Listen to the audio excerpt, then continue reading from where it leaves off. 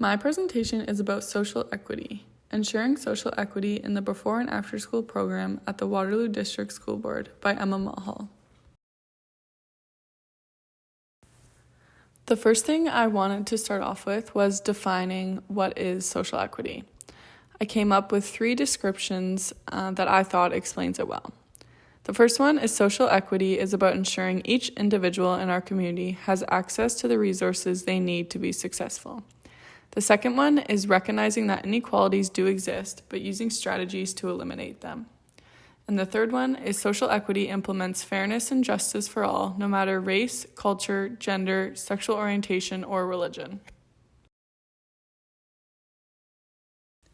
I also wanted to define the difference between equality and equity because although they are spelled very similarly, they have 2 completely different meanings, and I think it's important that we know the difference. Equality includes giving an individual or a group of people the same opportunities or resources, while equity means each individual has different systematic barriers and designates the correct resources necessary to reach an equal outcome.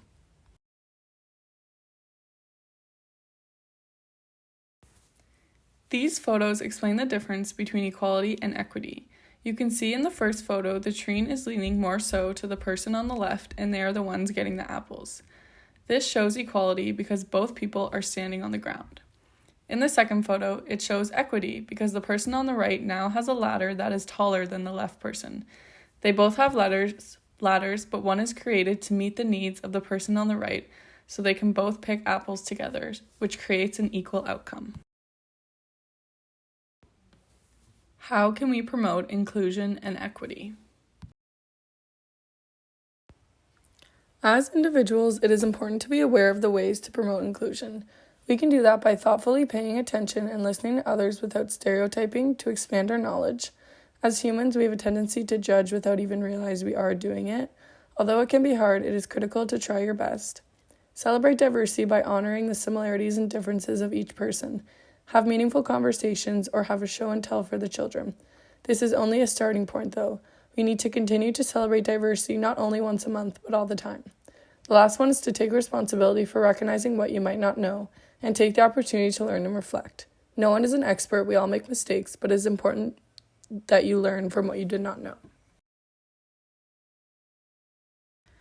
I also wanted to discuss racism.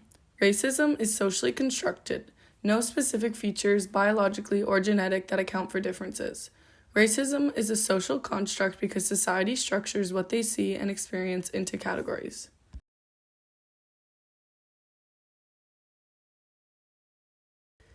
It is very important that we talk about race to children at a young age because children do notice it. By not talking about it, it actually does more harm than good because it leaves children to come up with their own conclusions. Teachers and families can create positive attitudes about diversity and race only by talking about it, which helps children to learn and promotes a better future for all. Advocating for social equity in the classroom. Social equity in the classroom can be seen by having every child see themselves, their families, and their culture represented in the classroom. When children are able to see representation, they feel accepted into the classroom.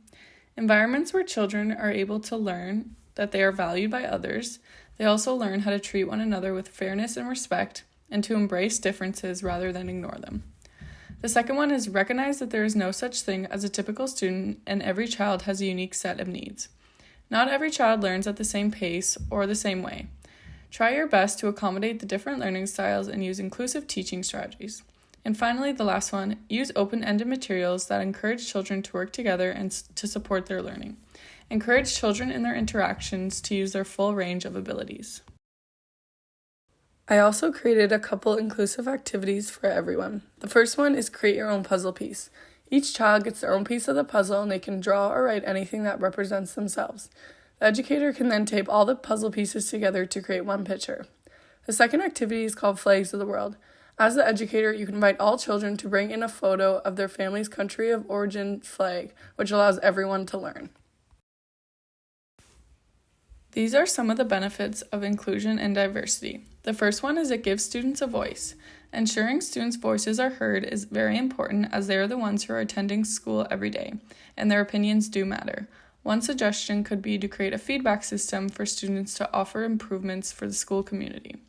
The second one is it promotes a positive school atmosphere where everyone feels welcomed and accepted, leading to a good school culture. Finally, the last one is optimizing learning for all. Schools that foster a positive learning environment help students and staff reach their full potential. Diversity answers what? It examines what are the differences we need to learn and respect. But inclusion answers how. It examines how can we take everyone's differences and come together as one. This is a reminder of the direct tools. D. Dialogue with everyone involved in the incident. I. Identify the behaviors and make it clear about how the behavior is harmful and not acceptable. R. Reinforce our commitment to human rights, equity, safe, and inclusive schools. E. Educate those involved as to why the behavior was discriminatory. C. Communicate to those impacted when appropriate action has been taken. And T. Transform by providing opportunities for individual, group, school-wide learning and identify and eliminating barriers. This is a about 9-year-old Merham tell her story about her experience with diversity and inclusion. These are 2 videos about children teaching each other about their languages and their cultural traditions. Making a change. As educators, we have more of an impact than we might realize. Children recognize our actions and behaviors. It is important to begin conversations about social equity at a young age because silence only leads to misinformation. These are more of the Waterloo Region District School Board beliefs. Learning is optimized in a safe, caring, and inclusive environment. Identifying policies, procedures, or practices that contribute directly and indirectly to systematic discrimination. All staff, students, parents have the right to inclusive and respectful learning and working environments, free from discrimination and harassment. Collective responsibility and collaboration are critical in optimizing learning for all. No one is perfect, we all make mistakes. This will not be an immediate result, we are always learning. This is a quote that I found from the school board that I thought was very important to always remember.